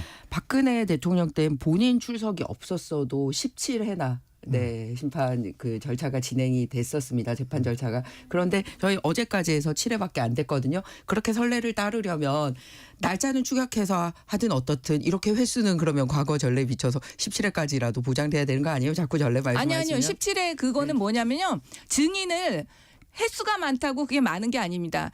한 번 증인을 해도 하루에 증인 하나 부르면 그게 그냥 획수로 가는 거예요. 근데 이거 지금 종일 심리를 하고 있죠. 종일 네. 심리를 하고 있고 그렇기 때문에 그리고 이미 검찰의 조소에 대해서 일방적으로 검찰이 유리한 것만 들어가는 것으로 생각하실 때 그렇지 않습니다. 검찰의 조사라는 건 윤석열 대통령 중에서도 유리하다고 생각했던 사람들 그 관련자들도 다 조사된 거예요. 이상민 장관이나 신원식 안보실장 조서도 다 들어가 있을 거예요. 그러니까 네. 그런 분들이 유리하다고 본인이 주장하신 분들 다 조사됐을 겁니다. 저기 네. 말씀 중에 굉장히 좋은 사례를 말씀해 주셨는데요. 필요하면 증인을 하루 종일 하기 때문에 횟수가 늘어난다라고 얘기했는데 아까 제가 말씀드린 부분 졸속 이 심사 부분과 연동되는 부분입니다. 네. 필요하면 정말 한 명을 종일 해서라도 실체적 진실을 밝혀내야 되는데 90분 주고 하루에 8명씩 주고 그냥 그냥 명분 쌓기 하는 용으로 이렇게 그 헌법 재판을 진행한다라는 느낌이 있기 때문에 정말 이렇게 말이 바뀐다면 그런 식으로 초식에 거두고 이게 17회가 되든 18회가 되든 충분히 헌법 재판관들이 자신들의 눈으로 직접 판단해야지 헌재의 그 헌법적인 권위가 더 살아남지 않겠습니까? 네, 그리고 충분히- 지금 윤석열 대통령이 출석하는 것도 훨씬 더 방어권이 보장되는 거예요. 그러니까 본인이 직접 막 질문하시고 다 하시잖아요. 네. 네, 질문 충분히 막았어요. 전달이 된 것 같습니다. 이 부분에 네. 대해서. 자, 교섭단체 대표 연설로 좀 넘어가 보겠습니다. 먼저 이재명 민주당 대표 회복과 성장, 먹사니즘, 잘사니즘 등이 이제 키워드로 거론이 됐는데 어떻게 평가하십니까, 김희정 의원님? 정말 저희 당에서도 냈는데요. 논평을 먹사니즘이 아니라 막사니즘, 잘사니즘이 아니라 뻥사니즘이라고 저희가 말씀을 드렸습니다. 이제 대변인 논평에 그 이유가 뭐냐면 구체적으로 정책적인 거 말씀을 드리겠습니다. 정책적인 것 중에 첫 번째로 그 말씀하신 게 AI 관련돼서 이제 해야 된다라고 얘기를 했거든요. 그러면은 국회가 바로 얼마 전에 뭘 했냐면요. 우리 학생들에게 AI 디지털 교과서 하지 말아야 된다고 중등 교육법을 이제 수정을 우리 동의 없이 한 바가 있습니다. 그래놓고서는 거부권 행사했죠. 예. 그런데 이제 지금은 거부권이 됐는데 어쨌든 민주당이 그 AI 교과서를 없애야 된다라고 이렇게 했거든요. 그런데 민주당 대표는 다시 AI를 위해서 특별 프로그램이 필요하다라고 이렇게 실제로 연설로 하는 것과 국회에서 이 법으로 보여주는 모습이 다르다는 말씀을 드립니다. 그렇다면 이번에 AI 교과서 관련된 법 오면 민주당이 이재명 대표 주도하에 그거를 다시 살려내는 법안으로 한다. 그러면은 이 대표 연설에서 첫 번째 건 공약이 실효성이 있겠죠. 그다음에 두 번째 공약은 또 뭐냐면요. 에너지 관련된 말씀을 하셨어요. 네. 그러면서 원전 예산이나 소형 원전 모듈이나 전부 다 예산 다 삭감하지 않았습니까? 그러면서 또 데이터 센터 얘기를 하고 있어요. 그러면은 이 에너지랑 이 수급이 안 맞거든요. 그리고 반도체법 얘기를 하고 있으면서 52시간 연구 인력에 대해서는 예외 규정하자라는 우리 말에는 동의를 안 하고 있어요. 그러니까 번드르르르하게 국민들에게 정책 내건 이 1, 2, 3번에 대해서 실제로 지키자 이렇게 규정화해서 법으로 하자라고 할 때는 그거를 민주당이 지키고 있지 않기 때문에 이 연설과 실제 국회에서 보여주는 행태가 다르다. 그래서 뻥사니즘이다. 그래서 뻥이 안 되고 이재명 대표님이 하신 말씀이 실제 법안으로 성활될 수 있기를 바랍니다. 선언만 있다 이런 얘기이시군요. 네, 백희련 의원. 네. 그러니까 이렇게 애국된, 그러니까 정말 야당의 대표가 혁신과 성장 모두 함께해서 하자 이런데 저렇게만 반응을 하시니까 저는 문제라고 생각해요. 네. 진짜로 권성동 대표의 연설이야말로 그저 여당임에도 완전히 뭐 민주당과 이재명 대표에 대한 비판 그거에는 어떤 대안도 없는 정말 연설이었다고 생각하고요. AI 뭐 얘기를 하시니까 AI 교과서가 AI 지능을 뭐 하자는 게 아닙니다. 그리고 AI 교과서를 반대한 게 아니고요. AI 교과서로 되어 있는 것이 지금으로는 여러 가지 문제점이 있다. 아직까지 너무 체계적으로 부족한 부분이 많고 가격에 있어서도 일반 학생들에게 훨씬 더 높은 가격을 매기게 돼 있습니다. 그런 교육 격차의 문제 이런 것 때문에 일단은 참고 자료로 쓰고 그것이 좀 안정이 되면은 나중에 교과서로 가는 방향으로 하자 이런 식의 그런 주장이었던 거고요. 그리고 에너지의 문제도 마찬가지입니다. 지금 에너지 같은 경우도 재생에너지 우리나라 지금 윤석열 대통령 들어와서 모든 나라들이 재생에너지를 비율을 확대시키고 지금은 아리백이 다 현실화되고 있는 상태에서도 우리나라 에너지 정책이 제대로 대응을 하지 못했어요. 그런 것들에 대한 문제 제기 이런 거라는 거를 좀 알아주셨으면 좋겠고 또 반도체 이것도 얘기하면 참 네, 간단히만 좀 정리해 주시죠. 한 20초 정도 남았는데. 아는데 네. 그 반도체 일단 산업이라는 것이요. 그 노동 시간을 길게 한다고 해가지고 그것이 되는 게 아닙니다. 3부에서 할까요? 네. 그러면 2부 여기서 마치고요. 잠시 전하는 말씀 듣고 3부에서 당당 토론 이어가겠습니다.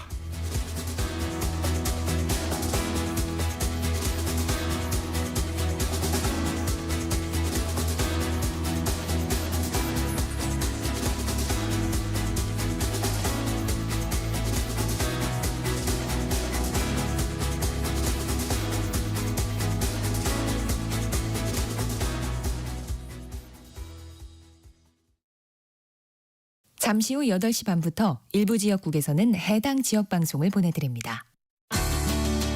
워렌 버핏은 가치 투자, 필립 피셔는 성장주 투자, 피터 린치는 장기 투자. 방법은 달라도 목표는 하나. 성기영의 경제쇼가 성공의 길로 안내합니다. 깊이 있게, 명쾌하게, 지금 이 시대 경제에 관한 모든 것을 알려드립니다. 평일 오후 4시 5분 성기영의 경제쇼와 함께하십시오.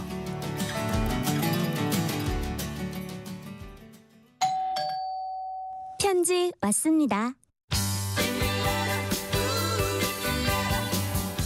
퇴근길 지친 당신에게 힘이 되는 뉴스를 전해드립니다. 매일 저녁 5시 5분 당신과 함께 읽는 세상 이야기 KBS 1라디오 뉴스레터 K. 지금 시각은 8시 30분입니다. KBS.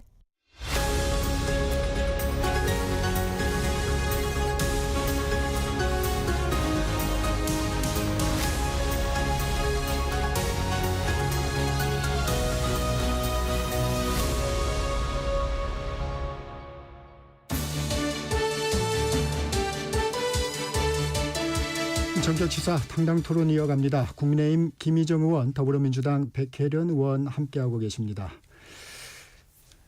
역시 당당한 토론이 이어지고 있는데요. 백혜련 의원님 말씀이 잠시 중단이 됐습니다. 그 반도체 특별법 관련해서 잠깐 부연해 주시죠. 네, 이 반도체 특별법과 관련해서요. 먼저 이 반도체 특별법에서 주도적으로 먼저 제안을 했던 사람이요. 우리 당의 김태년 의원입니다. 여당에서 먼저 한 게 아니에요. 그래서 반도체에 대한 국가 보조금, 엄청난 국가 보조금을 먼저 지급하고 이런 것이 우리 당의 김태년 의원님부터 시작해가지고 그것이 됐다는 거 먼저 말씀드리겠고요. 그다음에 그러니까는 다른 거는 이 반도체와 관련해서 여러 국가적인 지원과 이런 거에 대해서는 적극적으로 우리도 하고 있습니다. 단지 노동 시간과 관련해서는 52시간 예외 적용 부분이 지금 그 쟁점이 부분과 됐죠. 관련해서는 왜 우리 당에서 지금 신중하게 봐야 된다고 하는 거냐면은 이 반도체의 가장 중요한 발전에 있어서 중요한 요소가 인재 아닙니까? 인재가 빠져나가면 안 되는 거예요. 인재들이 우리나라에 있게 해야 되는데 지금 우리나라의 반도체 인력 대부분이 지금 그 주 52시간제에 대해서 그 예외 적용을 두는 것에 대해서 반대를 하고 있어요. 연구원들이 다. 그거를 하게 되면 지금 오히려 인재 유출이 지금 걱정되는 상황입니다. 그렇기 때문에 이런 연구원들의 여러 가지 이런 것들도 다 조합을 해보고 나서 결정을 해야 되는 사안인 거죠.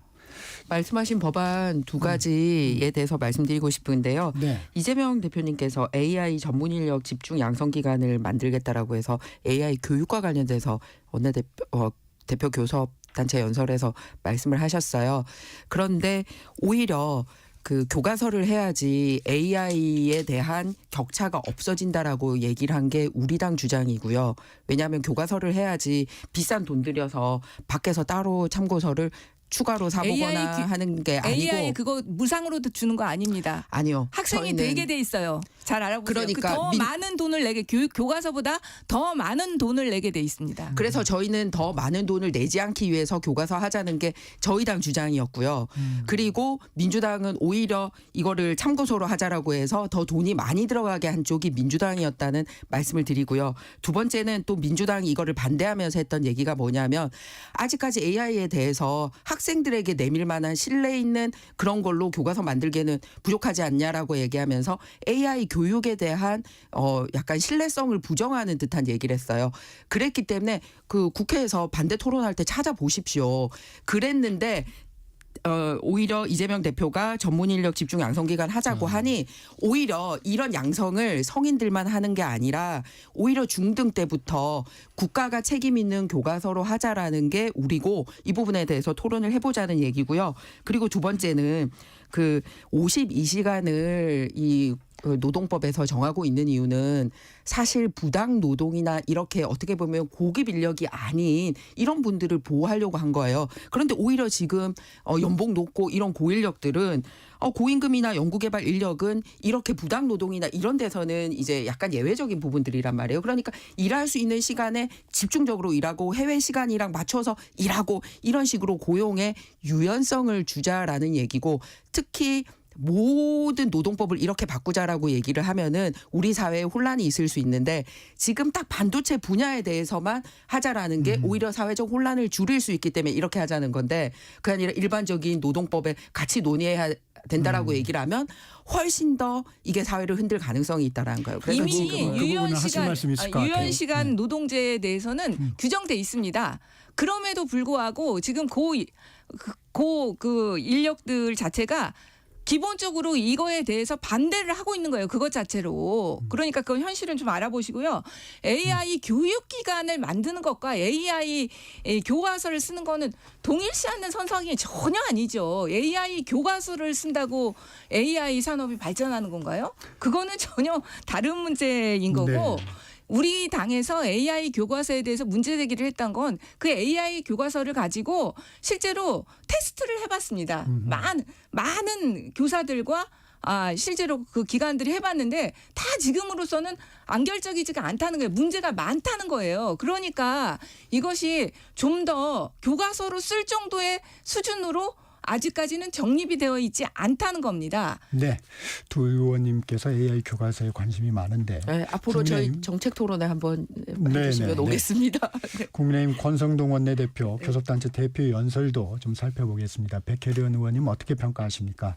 이런 얘기도 했어요. 계엄 선포는 납득할 수 없는 조치라면서도 왜 비상조치가 내려졌는지 따져봐야 된다. 민주당의 책임도 좀 강조한 것으로 보이는데 어떻게 들으셨어요?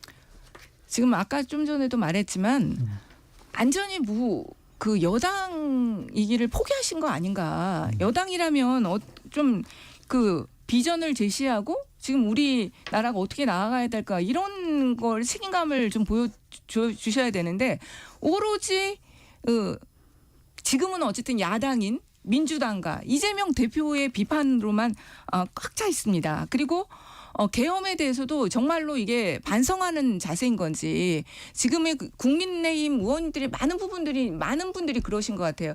계엄은 뭐 동의하지 않는다, 잘못됐다. 그렇지만 할 수밖에 없었던 상황을 이해한다 이런 식이거든요. 그게 진정한 사과인가요? 그거는 사과라고 볼 수가 없고 계엄을 결국 옹호하는 것 아닌가. 계엄이 정당하다는 것을 강변하는 것으로밖에 볼 수 없을 것 같습니다. 그러니까 그 눈살을 찌푸리는 국민들이 많을 수밖에 없을 것 같고요.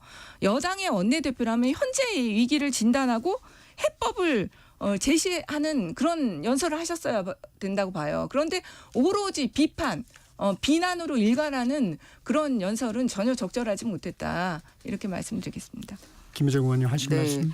미래 비전에 대한 분명히 제시가 있었습니다. 의료 연금 개혁 추진을 촉구하고 연금 특위를 구성하자라는 것이라든지 지금 민주당의 대북 정책에 대해서는 잘못됐고 한미 동맹을 강화해야 된다라든지 그리고 국토개발 로드맵을 구축하고 에너지 정책 전환이 필요하다라든지 앞서 우리가 토론했던 반도체 특별법이라든지 이런 거에 대해서 현재 여당이긴 하지만 소수당이라서 우리 혼자 할 수 없으니 민주당이 함께 해달라는 그런 미래 비전에 대한 촉구가 있었다는 말씀을 드립니다. 그리고 두 번째는 이제 계엄이라든지 탄핵이라든지 이런 권력과 관련된 얘기를 한 이유는 뭐냐면 분명히 말씀드립니다. 계엄은 잘못됐다. 그런데 탄핵을 반대한다. 그건 이제 흘러가는 거잖아요. 그럼 우리는 대통령에게는 이런 심판이 진행되고 있는데 그럼 국회는 지금까지 과연 잘한 게 뭐냐. 그러면 앞으로 국회도 뭔가 변하는 모습이 있어야 되지 않냐라는 걸 얘기를 한 거예요. 왜냐하면 오로지 이런 정책적인 얘기를 하지 않고 문의만 바꿔가지고 특검 탄핵 탄핵 29번 그렇게 하면서 행정부에 전부 다 그 탄핵안이 국회에서 발의되는 순간 장관들 직무정지 해가지고 이상민 장관도 1년 넘게 이렇게 직무정지하면서 수해 피해 다루지 못하게 했고 이진수 방통위원장 이틀 만에 탄핵하고 이런 거를 하는 부분에 대한 향후의 국회 모습도 반성해야 된다라는 측면에서 우리 국회를 스스로 돌이켜볼 수 있게 하는 연설문의 내용이 들어있다라는 말씀입니다. 야당에 대한 비판을 그렇게 보시는군요. 네. 잠깐만 얘기하면 먼저 탄핵과 관련해서 이상민 장관 같은 경우 이태원 참사 같은 큰 참사가 났음에도 불구하고 전혀 책임을 지지 않았습니다. 그런 사람을 그 자리에 두는 게 맞았던 거예요? 그것 자체가 잘못된 거죠. 그런 국가적인 재난 상황이 나면 예전 같으면요. 당연히 정치적 도의적 책임을 지고 무조건 사퇴했습니다. 근데 끝까지 버틴 사례 자체가 윤석열 정부 최초예요. 네. 그래서 탄핵이 인용 안 됐다라는 말씀을 드리는 겁니다. 그리고 정치적 연금 얘기하시는데요. 연금 정말 제가 이제 보건복지라서 네. 연금 저희 보건복지에서 지금 열심히 하고 있는데 제발 빨리 좀 했으면 좋겠어요. 연금 특위 주장하지 마시고 지금 어차피 모수 개혁만 해도 괜찮다고 이제 여당에서도 그동안은 뭐 구조개혁을 네, 얘기하면서 전향적으로 바꿨죠. 막 시간을 끄셨는데 이제 모수개혁부터 일단 하자고 입장 발표하셨더라고요. 그러니까 아주 잘 됐다고 생각합니다. 모수개혁 지금 어느 정도 거의 입장이 이제 접점 그렇죠. 네. 이미 사실은 21대 때 거의 합의가 됐었던 사안이고요. 그러니까 괜히 근데 특위를 자꾸 주장하세요. 근데 그런 보건복지 상임위에서도 충분히 할 수 있습니다. 정말 할 의지를 가진다고 한다면 보건복지위원회 위원들 전부가 지금 연금개혁해야 된다는 생각하고 있고 열심히 하려고 하고 있거든요. 좀 상임위에 빨리 맡겨서 하셨으면 좋겠어요. 그 특위를 꼭 주장하시는 이유는 네, 뭐예요? 왜냐하면 보통 한 부처만 다 관여가 돼 있을 때는 네. 보통 해당 상임위원회에서 하면 됩니다.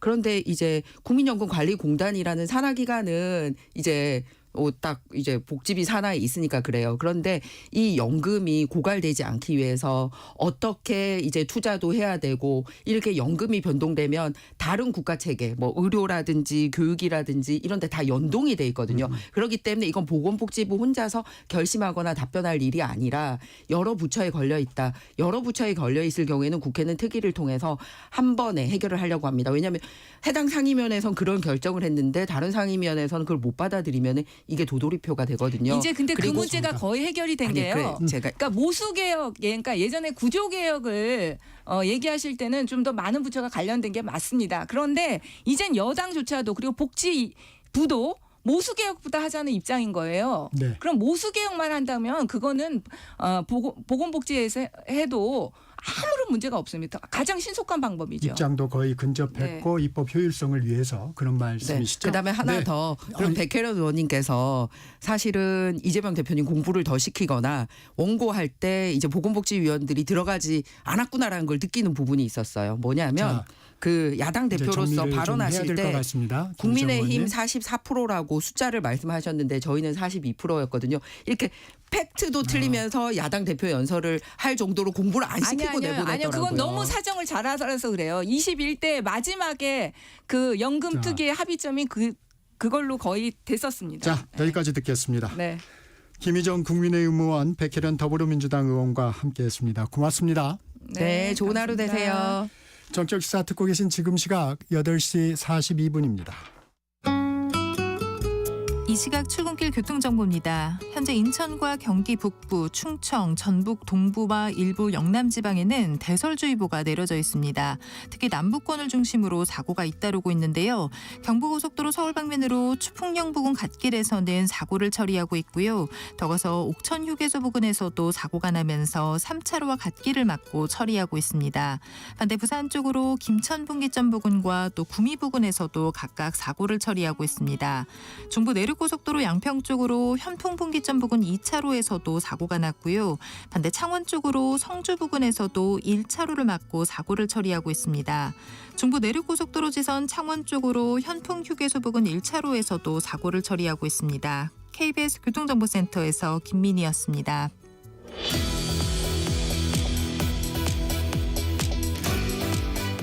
전격 인터뷰, 이번에는 나경원 국민의힘 의원과 정치 현안 살펴봅니다. 나 의원님 안녕하세요.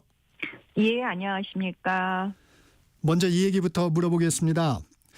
강기정 광주시장이 5.18 민주광장에서 극우 집회는 절대 용납할 수 없는 일이다 라며 탄핵 반대 집회에 5.18 광장 사용을 불허한 부분에 대해 의원님이 SNS를 통해 비판했는데 어떤 내용입니까?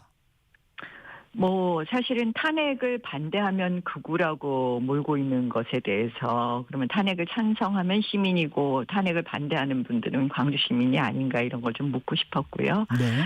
강기정 광주시장은 원래 예전부터 야간 5개 집회 허용이라든지 이 집회 자유의 중요성에 대해서 굉장히 목소리를 높여오신 분입니다. 그래서 사실 지금 갑자기 이런 입장을 견제하시는 것은 우리 소위 내로남불이라 그러죠.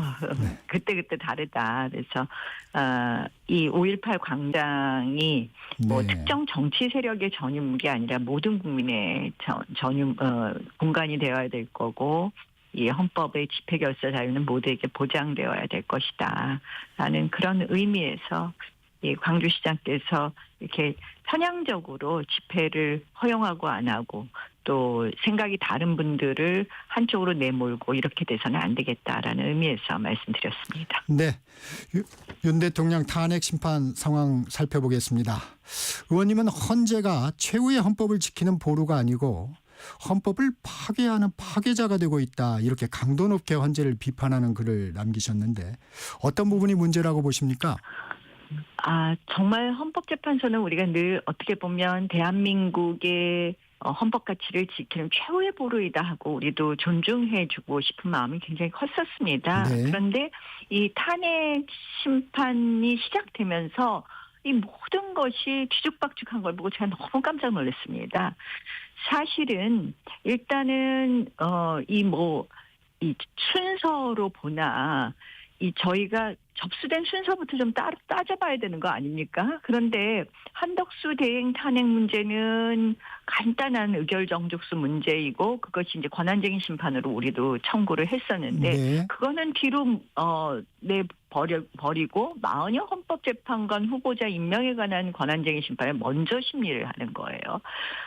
실질적으로 예전에 박근혜 대통령 탄핵 때는 8인의 헌법재판관으로 이 심리하는 것, 또 결정하는 것이 아무런 헌법 위반이 아니라 그러는데 마은여 후보자를 먼저 한다든지 그동안에 29번의 탄핵이 있고 10건 정도 헌법재판소에 있는데 어쨌든 계엄의 이유로 이러한 줄탄핵을 이야기하고 있으면 이 탄핵이 과연 정당했는지 판단해야 되는데 이런 부분을 전혀 판단하고 있지 않던지 또 최근에 보면은 이 심리 과정에 있어서 어저께도 형사소송법상의 이 증거 능력에 관한 형사법 개정과 상관없이 당사자가 검찰 진술이 모두 증거로 채택할 수 있다. 당사자가 동의하지 않아도 된다. 검찰 조서를 증거로 사용하는 게 가능하다, 이렇게 밝혔죠. 네. 그러니까 이제 뭐냐면요. 형사소송법이 2020년에 개정이 됩니다. 네. 그래서 검찰에서 그 진술한 거라도 재판에서 당사자가 동의하지 않으면 증거 능력을 인정하지 않게 되었거든요. 그런데 헌법재판소법에 따르면 형사소송법을 준용하게 되어 있습니다. 그렇다면 형사소송법 개정으로 인해서 이제는 증거 능력을 인정할 수 없다는 것이 저희의 생각인데 헌법재판소는 2017년 개정 전인 2017년 박근혜 대통령 탄핵 때도 이거 증거로 썼다. 그러니까 우리는 쓸 수 있다. 두 번째, 헌법재판은 형사재판보다는 굉장히 증거 능력 인정을 완화해서, 그러니까 증거 능력을 주는 데 있어서 완화해서 판단해도 된다. 그러면서 이걸 증거로 쓰겠다고 했습니다. 네. 그런데 맞습니다. 헌법재판은 형사재판하고는 다른 부분이 있습니다. 그런데 대통령의 지위를 파면시키는 것, 국민들이 뽑은 대통령을 그 자리에서 쫓겨내는 것인데 그것을 형사재판보다 더 증거 능력을 완화해서 판단하는 것이 과연 맞을 것인가, 우리가 다시 한번 생각해 봐야 되지 않겠습니까? 그래서 굉장히 헌법재판소가 이러한 모든 결정을 하면서 매우 자의적으로 하고 있다라고 볼 수밖에 없습니다. 그래서 최근에 헌법재판소의 여러 가지 재판 과정을 보면 도저히 이것은 헌법과 법의 가치를 지키는 그런 재판소가 아니라 그 위에 군림하는 일종의 제왕적 헌법재판소 라는 모습을 보이고 있다 해서 매우 안타깝게 생각하고 있습니다. 네, 헌법재판부 그 증인 신청에 매우 신중해 보입니다. 내일 이제 변론기일이 사실상 내일까지만 지정이 돼 있는데 추가 변론기일 지정될 것으로 보이십니까? 헌법재판소가 얼마나 파행적이었는지 인권위가 이제 엊그저께 결정을 했는데요. 네. 헌법재판소에다 좀 신중하게 심리하라. 피소추인의 방어권을 좀 보장해주라, 이렇게 이야기했습니다. 사실상 대통령 측에서 신청한 증인을 채택을 거의 안 해주고 있습니다. 그래서 저는 신속이라는 이유로 이렇게 졸속을 하면서 그 피소추인의 방어권을 보장하지 않는 것, 이 부분에 대해서 헌법재판소 스스로 이제는 다시 논의해야 된다. 만약에 이것에 대해서 충분한 방어권 보장이 되지 않고 졸속으로 하고 나면 지금 안 그래도 국론이 분열되어 있지 않습니까? 그러면 이 국론이 하나로 되겠습니까? 더 큰 저항이 있지 않을까 해서 저는 그게 너무 우려되기 때문에 헌법재판소가 저는 추가로 증인도 증인 신청도 받아주고 좀 더 충분한 심리를 해야 된다고 생각합니다. 국민의힘 의원들이 헌재 탄핵 심판 방청에 나서고 있어요. 그 방청에 나서는 이유는 뭔가요? 뭐 주로 법률가 의원들도 많이 가시고요. 이제 최초로 의원님들이 가서 보시니까 민주당 의원들이 굉장히 방청을 많이 한다고 합니다. 아, 네. 특히 이제 민주당에서는 이제 이성윤 전 중앙지검장이라든지 민주당은 좀 법률가 의원들 중심으로 온다고. 아, 그렇군요.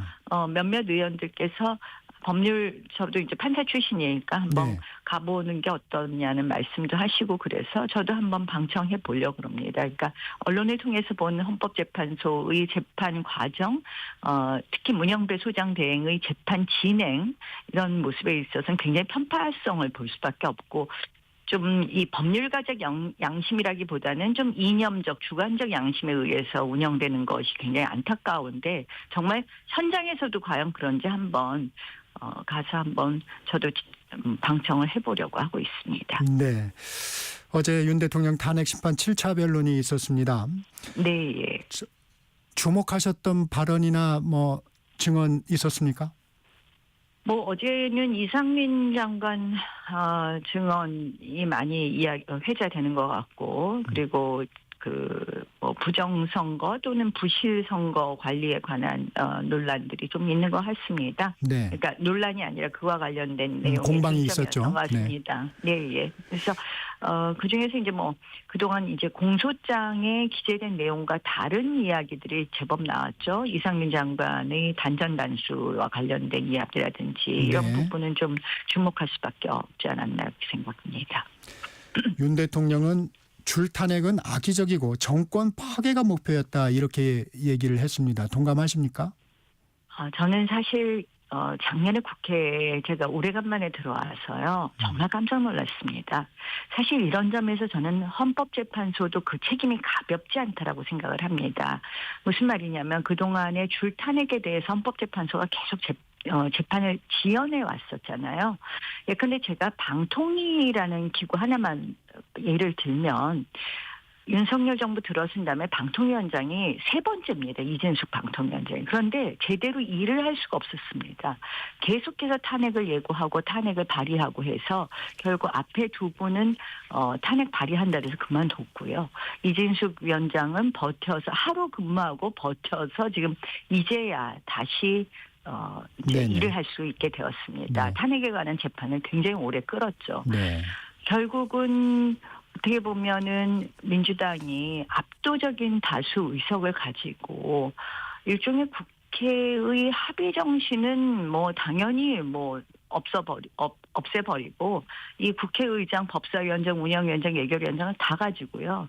정말 국회 헌정사상 유례없는 일을 계속했습니다. 근데 그중에 이제 대표적인 게 탄핵인데 그러다 보니 뭐 방통위도 그 2년 반 사이에 뭐 3명이 있었다 그러지만 제대로 뭐 이 방통위원장 자리에 앉지를 못하지 않았습니까? 네. 결국은 국정을 심하게 마비시킨 거죠. 그래서 민주당이 이렇게 한 것의 이유를 보면 결국은 이재명 대표가 사실 이재명 대표를 중심으로 한 민주당은 대통령 당선하자마자 그때부터 탄핵 얘기를 했습니다. 결국은 조기 대선을 획책하기 위해서 계속해서 이러한 탄핵, 뭐 예산 일방 삭감 이런 것을 일방적으로 하면서 국정을 마비해왔다 이렇게 볼 수밖에 없습니다. 네. 교섭단체 대표연설 얘기도 좀 잠시 해보겠습니다. 권성동 원내대표 정치위기의 근본적인 해결책은 개헌이라면서 분권형 개헌을 주장했습니다. 의원님은 어떤 생각이세요? 뭐 개헌은 늘 우리 정치권에서 논의가 되었습니다. 저는 뭐 개헌도 우리가 논의를 하긴 해야 되겠죠. 그러나 사실 분권형에서 결국 지금은 보면 이렇게 그 국회가 일당에 의해서 완전히 점거되어 있을 때의 이 제왕적 의회를 견제할 수 있는 부분이 하나도 헌법에 없다는 점이 문제이고요. 네. 오히려 제왕적 대통령이라고 그러지만 사실 대통령이 의회를 이렇게 다수당에게 다 내어줬을 때 아무것도 할 수 없다는 게 이미 드러나지 않았습니까? 그래서 사실 이러한 부분에 대해서 우리가 균형 있는 생각을 해야 되고 저는 사실 개헌보다는요. 지금 국회 정상화가 먼저라고 생각합니다. 네. 왜냐하면 지금 이렇게 의장, 법사위원장, 예결위원장, 운영위원장을 이건 유례 없는 일이거든요. 이렇게 계속 민주당이 가지고 있으면요. 개헌을 하든 뭘 하든 국회는 민주당의 정말 국회 본회의장이 민주당 의총장이라고 합니다. 민주당 마음대로 그냥 하는 겁니다. 그게 국회 관리에 따라 여야 협상에 의해서 정해지지 않나요? 아무것도 안 정해집니다. 민주당이 모든 거 그냥 마음대로 합니다. 의사 일정도 마음대로 정하고요. 국회는 원래 표결은 자제해야 되는 겁니다. 상임이나 소위에서는. 근데 그냥 표결하고요. 본인들이 어떤 법을 통과시키겠다고 마음먹으면 일주일 안에도 할 수 있고요. 그래서 국회에서 어떤 합의를 볼 수가 없는 것이 지금 현재 국회 행태입니다. 그래서 저는 의장과 법사위원장은 적어도 반드시 관행에 따라서 나눠야 된다. 네. 의장이 일당을 하면 법사위원장은 2당한테 줘야 된다. 관행대로. 그래서 저는 그 국회 정상화가 지금 가장 시급하다. 그래야지 정말 미래를 논의할 수 있다라고 생각을 합니다. 개선 방안도 말씀해 주셨는데 국회 원구성 협상에서 지금 의장과 법사위원장 부분 얘기했는데 다른 부분도 좀 개선점이 있을까요? 사실은 제가 이제 작년에 국회가 시작하자마자 민주당이 소위 쟁점이 없는 상임위만 우리가 가져라. 그러니까 산업이라든지 이렇게 하면서 마음대로 정했었어요. 네. 그런데 예결위랑 운영위도 다 가지고 있는 것도 문제가 있죠. 보통 집권당이 운영위를 갖게 되거든요. 그래서 이러한 부분도 정리해야 될 것이 많이 있다고 생각합니다. 네. 시간이 좀 짧은 것 같습니다. 지금까지 나경원 국민의힘 의원과 말씀 나눴습니다. 고맙습니다. 네, 고맙습니다. 네. 12월 12일 수요일 전격시사 오늘은 여기까지입니다. 진행의 정창준이었습니다. 내일 아침 7시 20분에 다시 찾아뵙겠습니다. 여러분 감사합니다.